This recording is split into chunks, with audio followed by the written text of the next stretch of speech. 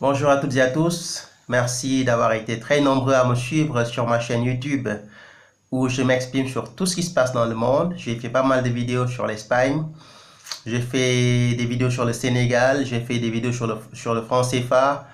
Je me suis exprimé sur l'élection de George Weah en tant que premier président africain à avoir été un joueur de football. Également sur l'affaire Champigny. Récemment où on a vu une policière se faire tabasser par une foule de jeunes. Donc à chaque fois, je donne toujours mon point de vue. Je peux avoir raison, je peux avoir tort. L'essentiel, c'est que le débat puisse être ouvert et que chacun puisse donner son point de vue et dire ce qu'il pense. Et je pense que c'est ça qui nous permettra d'avancer. Donc je reçois toujours des commentaires. Certains commentaires me sont favorables. Il y en a qui m'envoient des messages de soutien, qui me félicitent dans le travail que je fais. Il y en a qui m'envoient des messages pour me faire savoir qu'ils sont en désaccord avec moi. Ces gens-là aussi, je les respecte beaucoup et j'aime bien quand les gens m'envoient des messages pour me dire, écoute, sur tel point, nous ne sommes pas d'accord avec toi, sur tel point, nous ne sommes pas d'accord avec toi, toujours en argumentant, en amenant des arguments convaincants qui peuvent nous permettre d'avancer. Et de l'autre côté, il y a également des personnes qui n'ont pas d'arguments et qui tout ce qu'ils ont à faire, c'est d'insulter. Ces gens-là également font partie du débat. Okay? C'est gênant de recevoir des messages de personnes qui vous insultent. Ça ne fait pas plaisir, mais moi je suis quelqu'un de très ouvert, je ne censure personne. Tous les commentaires sont les bienvenus, que ce soit des commentaires favorables à moi, défavorables à moi, positifs ou négatifs, il n'y a aucun problème. On est dans un espace de liberté d'expression, de démocratie, et chacun doit être capable de s'exprimer librement. Donc, après avoir fait pas mal de sujets sur des questions assez scabreuses, assez sensibles, aujourd'hui j'aimerais attaquer un sujet qui certainement va intéresser ceux qui me suivent. Donc, c'est la déportation des migrants noirs et arabes qui vivent en Israël. Donc, nous avons tous appris, ou certains d'entre nous ont probablement appris, qu'hier, ce samedi, il y a eu donc une vague de manifestations assez importante à Tel Aviv. Tel Aviv, donc, c'est une ville israélienne où il y a eu plus de 20 000 personnes qui se sont manifestées contre la déportation des migrants noirs d'Israël. Donc, le chiffre est très important. 20 000 personnes sont sorties de leur maison pour arpenter les rues de Tel Aviv pour dire non à la politique d'Israël qui consiste à déporter des Noirs. Bon, pour ceux qui n'ont pas compris cette affaire, l'affaire date de décembre dernier. Donc, le ministre israélien de l'Intérieur, qui s'appelle Aryeh Deri, avait donc pris une décision qui était d'expulser les migrants noirs demandeurs d'asile. Alors, l'expulsion, ça se fait selon deux méthodes. Soit le migrant noir accepte de retourner chez lui et dans ce cas on lui donne 3 500 $ pour qu'il retourne dans son pays d'origine, ou bien il refuse de retourner dans son pays d'origine parce qu'il y a une instabilité politique, parce qu'il y a la guerre, parce qu'il y a la famine, etc. Et dans ce cas, qu'est-ce qui va se passer? Le migrant noir va se retrouver en prison. Donc on a ces deux possibilités-là. Soit le migrant accepte de retourner chez lui et dans ce cas, on lui donne 3 500 $ pour rentrer chez lui, ou bien il refuse de rentrer chez lui, et dans ce cas, il va en prison. Et aujourd'hui, c'est une situation qui indigne non seulement les Israéliens, mais ceux qui vivent en dehors d'Israël, et qui sont aujourd'hui nombreux à prendre la parole pour dire non. Donc moi, j'ai fait une vidéo, pas une vidéo, mais un article sur mon site, parce que je suis rédacteur en chef et fondateur du site d'information lecourrierdusoir.com. Donc en janvier dernier, j'avais fait un article là-dessus expliquant qu'il y avait deux pays qui avaient été ciblés par Israël pour recevoir ces migrants. Donc parmi ces deux pays, il y avait le Rwanda de Paul Kagame et le Botswana. Donc ces deux pays-là sont choisis par Israël pour récupérer, pour accueillir ces migrants expulsés d'Israël. Donc il faut maintenant ne pas avoir peur des termes, c'est une expulsion. Alors, ce qui est problématique, c'est qu'Israël reconnaît que ces migrants noirs qui vivent chez lui, qui sont majoritairement des Éthiopiens et des Érythréens, sont dans une situation politique très compliquée chez eux, viennent de pays très instables politiquement. Vous avez les Chebabs en Somalie, etc. Donc vous avez la corne de l'Afrique qui se dirige vers Israël, et la plupart c'est les Juifs, on les appelle les Felachas. Les Felachas, c'est des Juifs noirs, donc je ne vais pas entrer dans les détails parce que c'est un peu compliqué, je ne maîtrise pas le sujet des Felachas. Mais je sais que les Felachas, pour la plupart, c'est des Juifs noirs. Et la plupart des gens qui apprennent un peu les livres saints, qui ont une connaissance un peu des livres saints, vous disent que les Felachas sont les vrais Juifs. Les vrais Juifs, c'est les Felachas. Mais je n'entre pas dans ce débat-là. Alors aujourd'hui, ces juifs-là entrent en Israël en masse, à la recherche d'une vie meilleure. Parce que chez eux, il y a la guerre, il y a le terrorisme, il y a la famine, il y a une instabilité politique qui fait qu'ils ne peuvent pas rester chez eux. Et quand ils arrivent en Israël, avec leur confession juive, ils doivent pouvoir s'intégrer facilement parce qu'ils n'ont pas de problème avec le judaïsme. Malheureusement, on les expulse d'Israël parce qu'on considère que ce ne sont pas des juifs. D'ailleurs, dans l'extrême droite israélienne, on les appelle des infiltrés. On les appelle des infiltrés. Donc le terme est déjà assez violent.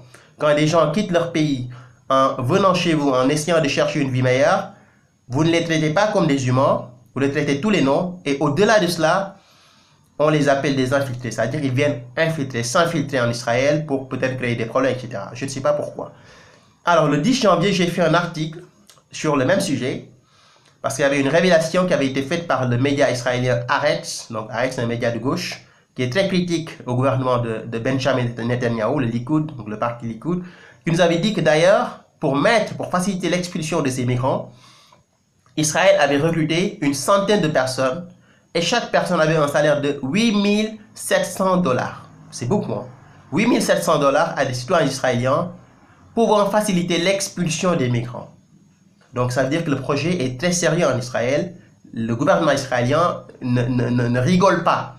Il a la volonté d'expulser tous ces migrants de sa terre, de son territoire, comme il l'a fait avec les Palestiniens, qu'on a poussés vers la Jordanie pour les expulser et pour agrandir le territoire israélien. C'est un génocide pour moi. C'est quelque chose qui est extrêmement dangereux.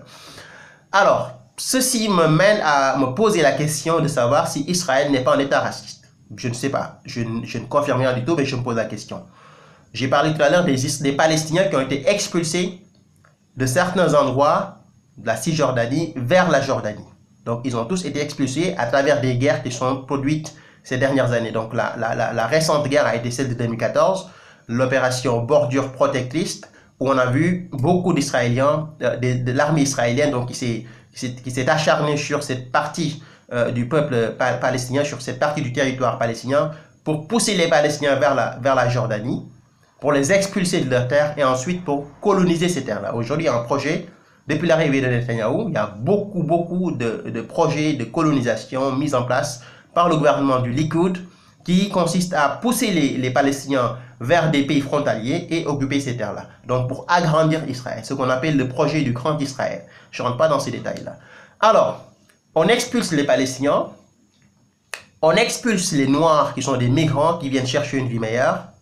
Mais ce qui est encore plus grave, c'est que les Noirs qui sont en Israël, jusqu'à récemment, jusqu'en 2016, n'avaient pas le droit de donner leur sang. C'est-à-dire si vous étiez noir, vous êtes de la Somalie, vous êtes de l'Érythrée, vous êtes de l'Éthiopie, vous venez en Israël, vous êtes juif, vous ne pouvez pas donner votre sang. C'est-à-dire quand il y a des dons de sang, les Noirs n'étaient pas concernés.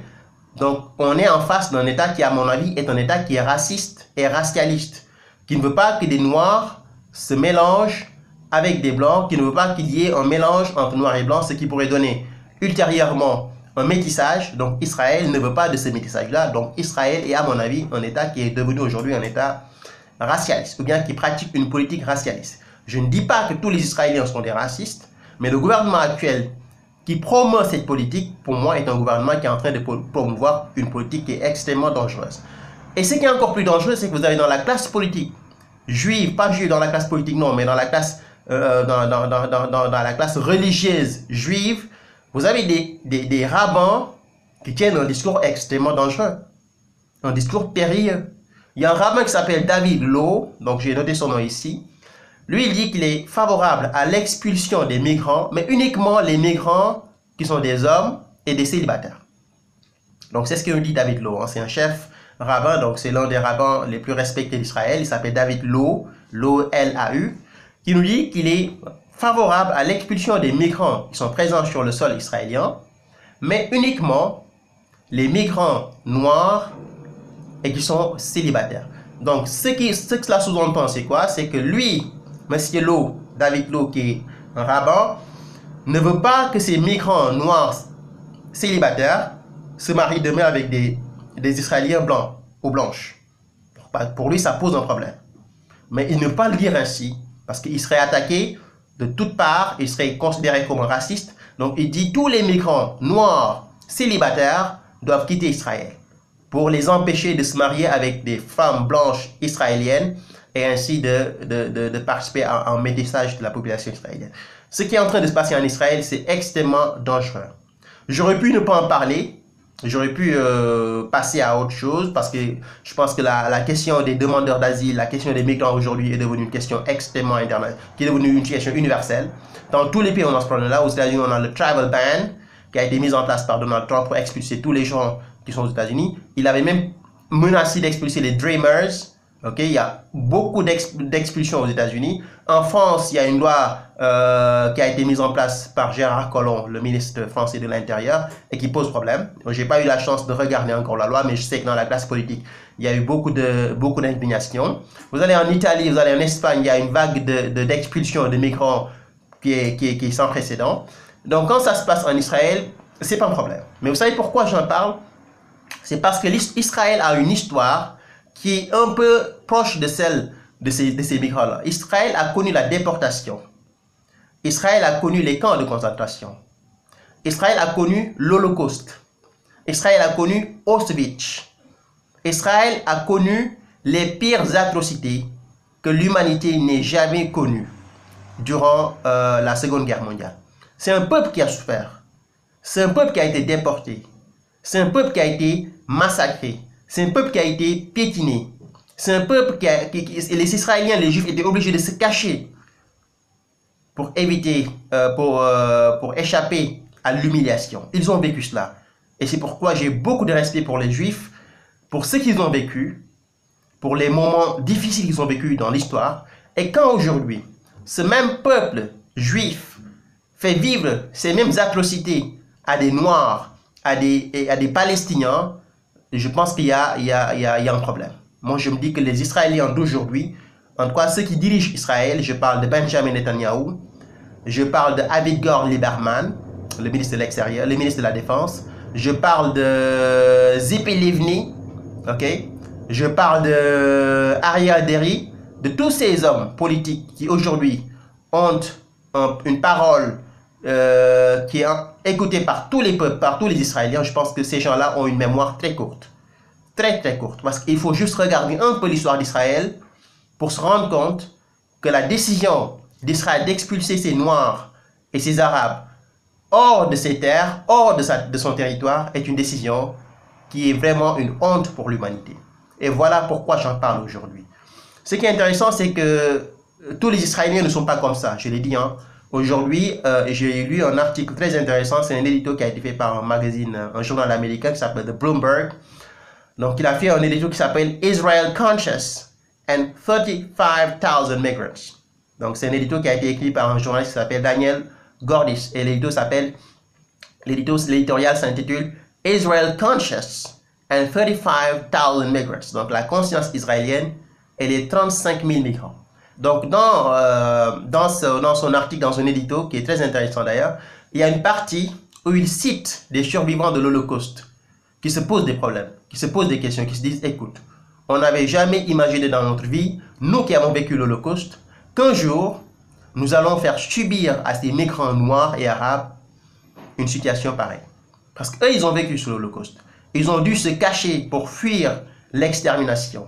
Ils ont dû se cacher pour fuir la humiliation des soldats nazis.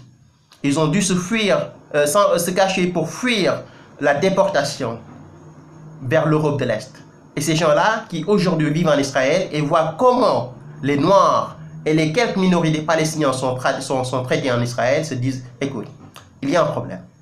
On a l'impression que l'histoire est en train de se répéter.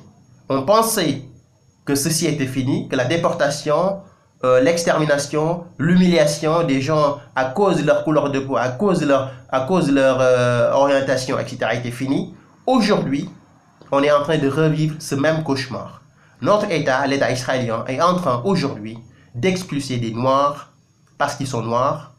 On leur refuse de donner leur sang parce qu'ils sont Noirs. On les expulse vers d'autres pays africains, sachant très bien que dans leur pays d'origine, il y a des problèmes. Donc, normalement, quand une personne vient demander l'asile, on doit d'abord savoir si dans son pays d'origine, il y a des problèmes ou pas. Si on est sûr et certain que dans son pays d'origine, il y a des difficultés politiques, il y a des problèmes politiques, qu'est-ce qu'on fait? On lui accorde l'asile. C'est ce que fait la France, c'est ce que fait les États-Unis, c'est ce que fait toutes les nations occidentales, etc. Quand on se rend compte que la personne qui vient demander l'asile parce que chez eux, c'est du n'importe quoi, il y a le bordel, on lui donne l'asile. Mais Israël reconnaît que dans ces pays-là, il y a des problèmes, d'où son refus de les expulser vers leur pays d'origine. On ne les expulse pas vers l'Érythrée, on ne les expulse pas vers la Somalie, on ne les expulse pas vers l'Éthiopie, on les expulse vers le Rwanda et le Botswana, des pays que ces réfugiés ne connaissent même pas. Même pas. Et aujourd'hui, vous avez le gouvernement du Rwanda et du Botswana qui disent, écoute, nous, on n'a jamais eu d'accord avec Israël pour recevoir des migrants, etc. C'est une honte ce qui est en train de se passer.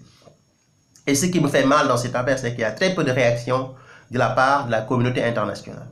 De la part de la communauté internationale, parce que quand on a vu beaucoup de bruit avec la Syrie, il y a eu beaucoup de manifestations pour aider les gens qui vivent à Alep, à Afrin, à Ghouta, etc. Je suis entièrement d'accord qu'il faut le faire. Quand il y a des personnes qui sont en situation, dans une situation dangereuse, quelle que soit leur couleur de peau, la logique voudrait qu'on leur apporte de l'aide.